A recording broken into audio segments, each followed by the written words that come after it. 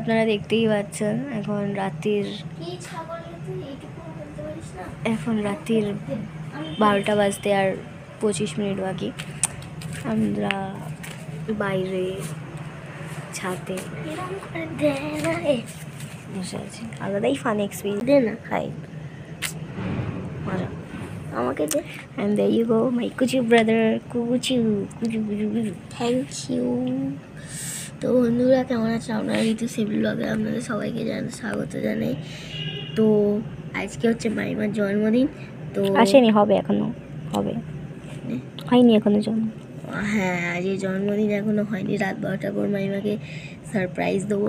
তো দেখতেই পাচ্ছেন কেমন সুন্দর করে আমি দিদি সাজিয়েছি। গোটাটা ক্রেডিট দিদির ওপরে যায়, দিদি এত সুন্দর করে সাজিয়েছে, কিন্তু আমি হালকা হেল্প করেছি, মাও হেল্প করেছে।